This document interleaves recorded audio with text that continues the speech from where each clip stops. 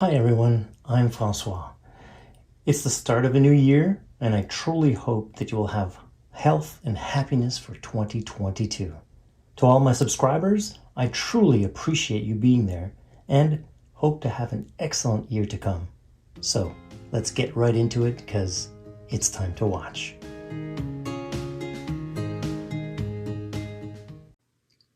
Today we'll be looking at the Casioak 2100 series. This one is specifically model GM2100N. It's also known as the Casioak, as you may know, because of the bezel, the octagon form of the bezel that looks like the Casioak, I should say the Royal Oak from Audemars Piguet. So I did the unboxing a few weeks ago, and I wore this watch here and there since then. And I must say, spoiler alert, this is one of the most comfortable G-Shock watches that I own. And so we'll go through a full review of this watch. We'll look at the different components. I'll look also at the different features and functions within this watch using these buttons, of course. And of course, I'll give you my impressions and then we'll close this up. So, if you like these types of reviews, don't hesitate, press the like button. And of course, it helps the channel. Also, I encourage you to subscribe and press that notification bell. This way, every time I come out with a new review, you'll be notified. And just so you know, this review is a first of a series of G-Shock reviews. I own a total of 8 G-Shock watches, but keep in mind, I want to be transparent. I am not sponsored in any way by G-Shock. I acquired these watches. These watches are part of my roster of watches. I simply love G-Shock watches and wanted to share them with you. So let's get right into the specifications and dimensions, and we'll move on to the different components of the watch. So the measures that I took basically are from my trusty caliper here. I don't know how reliable it is, but it's close enough. I didn't take the measurements directly from the G-Shock website, but in the diagonal here, it's around 46 millimeters. The lug to lug here, right where the strap ends, is 49 millimeters, and the thickness is a whopping 11.5 millimeters. And when I say whopping, is that it's really thin.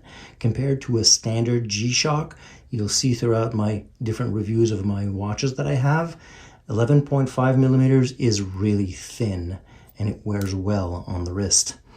We'll see on the case back as well that it's written that it's 200 meters of water resistance. You can kind of see it there. It's a water resistance 20 bars.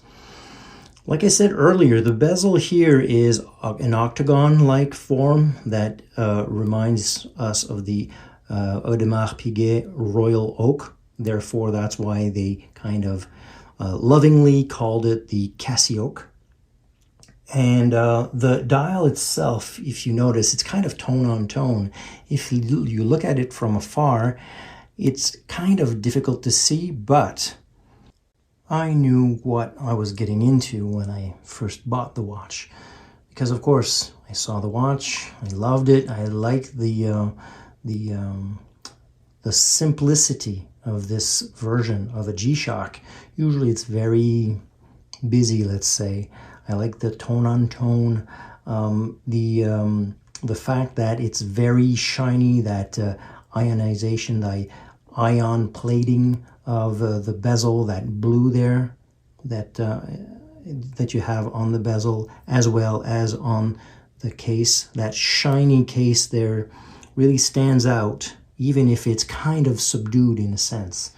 So that's what I liked about the bezel and the dial itself. The only thing, and of course you can't kind of knock it for that because of the price, but it's a mineral crystal. It's not a sapphire crystal. But like I said, at that price, you can't expect too much either.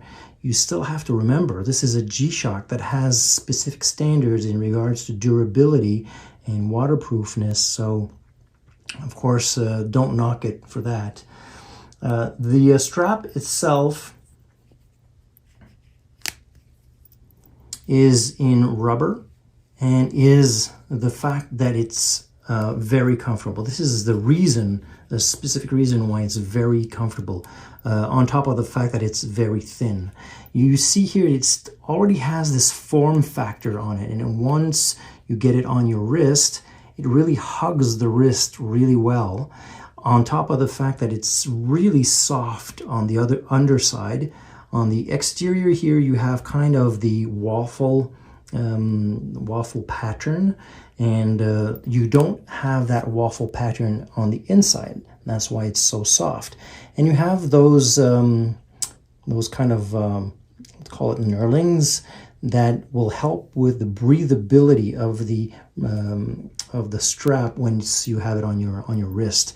So all in all, the form factor, the breathability, the fact that it's very supple and very soft on the inside makes this watch really, really comfortable. The only knock I would say, I was cutting corners on their part, is that you see the buckle here, like I mentioned in my unboxing. It's a stainless steel, shiny stainless steel version that is not signed and could have been IP coated as well, so that ion plating is not present throughout the watch on the buckle. So that's something that they may want to consider in the future, but in any case, that's what we have now, so that's what we'll get. Let's go directly to the case back. As I mentioned in my unboxing, you see the difference between the resin version. It has the same module as the resin version. The only thing is that it's a shock resist as opposed to the carbon core that we more often see in the newer watches. So you have that same shock absorbing structure, durability, but now that they're going towards the carbon core, I feel it's a kind of a step up with the newer watches, but it's still a shock resist G-Shock. You still have that 20 bar, as I mentioned earlier, in regards to water resistance. It's not a screw down case back. You have these screws here that enable you to have that full capability of water resistance nonetheless. But you'll see in the higher end watches, it's a true screw down case back. So that's the main difference. The other difference that I found with the resin version is that these buttons here are easier to manipulate, to handle, so that you have a better experience with the different functions, which is a good segue. We'll go through the different functions right away, and you'll notice that because this is the same module 5611 as the resin version, it's the exact same functions. So I'll go through quickly through the functions, but I encourage you to go to the Watch Geeks channel for the full explanation of the 5611 module, the resin version. He is a champ in regards to the G-Shocks and the how-tos to the functions and features of the watch. So I'll put a link to his specific description of the features of the of this module in the description. So quickly, the buttons here in regards to the features, you have they always have a letter assigned to them. This one is the A, this is the B, this is the C, and this is the D. You also have the different items here, not items, but functions here that's engraved directly in the bezel. It's really engraved. This won't I would say tarnish. It won't disappear with time unless you really go at it on your bezel, because it's really engraved or graved in this specific bezel here. So if you want to adjust your watch, of course you press here as it says. And what I like about these knurlings here is that when you press on the button, if you're only one-handed, you can press here to support the fact that you're pressing on the button, as opposed to pressing two buttons at the same time. So that's really nice, a nice feature. So you just press and hold, and when you go directly to your local time, you'll notice that the hands move out of the way. So if ever they were in front, now they aren't. So you see that now you're in your local time, New York, and then you press the mode button to circle the different features where you can adjust your watch. So here you have the daylight savings time that is off. That's what's blinking right there. Let me just take this here, maybe easier than my fat fingers. So you have the DST, daylight savings times, right there. That's flashing. That's saying that it's off. And if you see here, HND is the hand also is flashing to let you know that the hands are not at the hour position, that they basically just moved out of the way. So when that's flashing, every time that's flashing, it's just telling you that they moved out. So the DST is off, and then you continue. You can, of course, toggle on, off, as you wish. Then the function here will ask you if you want the 24-hour or the 12-hour indication. I'm here in Canada. I'm used to having the 24 hours, so I leave it at 24 hours. Then it's asking you if you want to reset the seconds. A lot of the G-Shocks, the reset of the seconds are right here, but this one isn't. This one is the light. It always will be the light. Other G-Shocks is here. So you reset the seconds here. As soon as you pass the 30-second mark, it'll increase your minutes. If you're below the 30-second mark, it'll stay at that assigned minute. So when you get on your targeted 0, you can easily do it without changing the minutes. Then the hours, then the minutes, then the year. Happy New Year, it's 2022. Then the month, the day, January 3rd today. And the mute here is basically letting you know that I do not have the beeps for each press of the buttons. The light is either 1 second or I think it's 1.5 seconds or 3 seconds. So if you put it at 1, it's 1.5, that'll stay lit. And 3, it's 3 seconds that it'll stay lit. And I hope I can show it to you, but it kind of fades in and fades out. I like that. And then you're back to your local time. And of course, the local time, you can change it by modifying, by going, I think this is going, where's this? Halifax, going east, and this is going west. There you go. And when you're done, of course, press the adjust, everything comes back to normal. We'll let that go. If I go to the mode here, I have my world time. Here, one of my friends lives in Denver, so I always have it to Denver. And it shows you the hour right on the digital display. This will stay your home time. You have the stopwatch, of course. Of course, you have the button here and start. And then you can stop it and then press the adjust here, right there, to put it back to 0. You have your timer. This is 10 minutes. So again, start, stop, and put it back to the initial setting.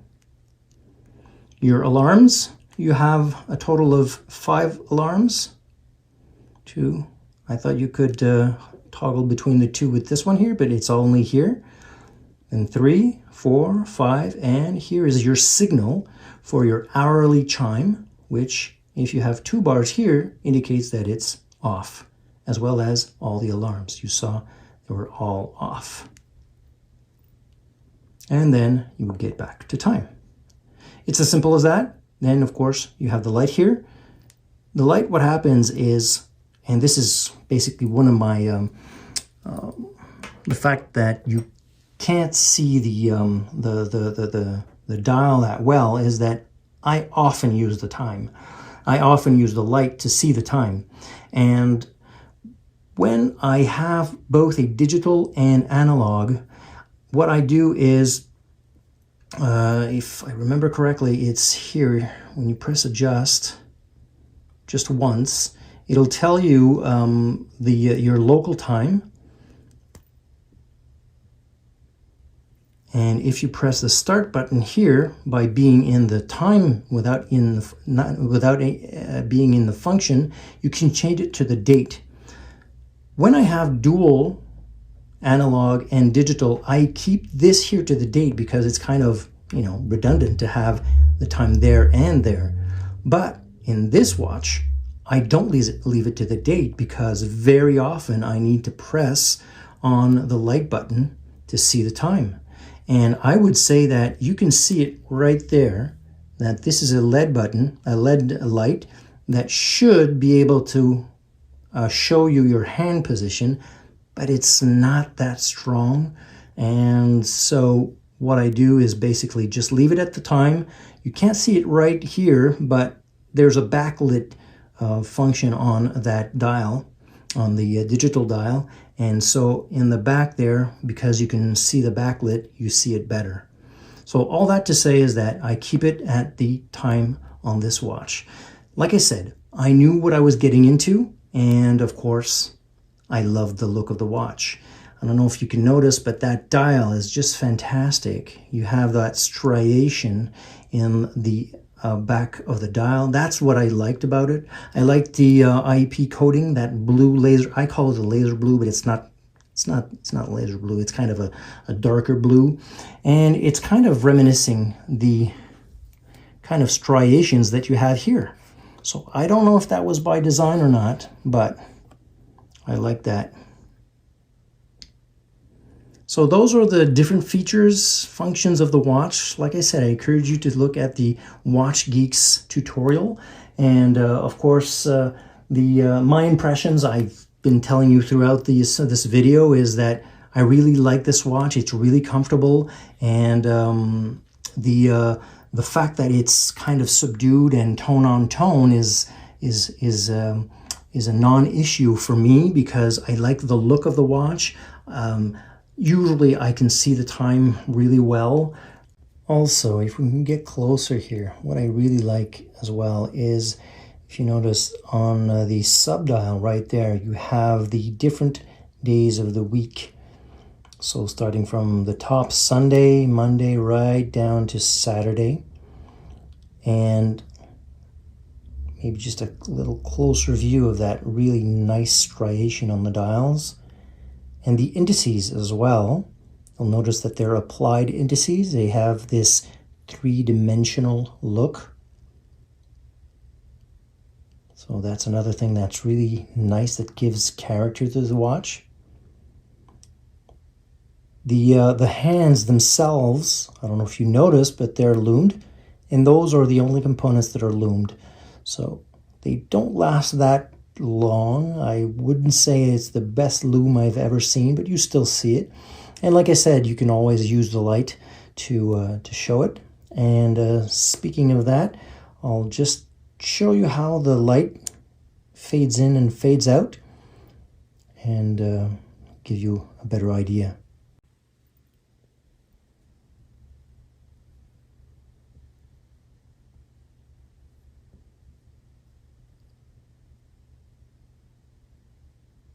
And what I'll do is I'll show you on the wrist what it looks like.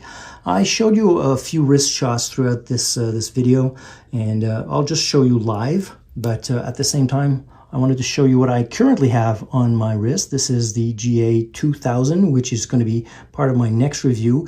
And it has a brother. I'll call it a brother, but I have a new one that's going to be coming along that's more transparent. This one is, I call it my Batman watch because I have a Batman shirt with that yellow Batman logo on it. And every time I train, I put that Batman shirt on.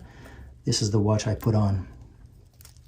So this is going to be part of the next review with its brother. And the brother, I acquired it just recently, so it's not here yet. I'll do the unboxing and show it to you. So here it is. And I remind you, my wrist size is 7-inch. It's 18.5 centimeters, and there it is. I feel that it is a chunky watch for certain people. It's not for everyone to have these types of large watches, but because of the smaller form factor that they decided to put in these 2100 versions, it's slimmer, as you can see. It hugs the wrist really well. I feel that this is really a comfortable watch, and I really, really like it. So if you like these types of reviews, don't hesitate. Like I said at the top of this review, press that like button. And I encourage you to subscribe as well. You can press the notification bell so that every time I come out with this new review, one of which will be this GA2000, well, you'll be notified. So thanks again for tuning in, and hope to see you next time.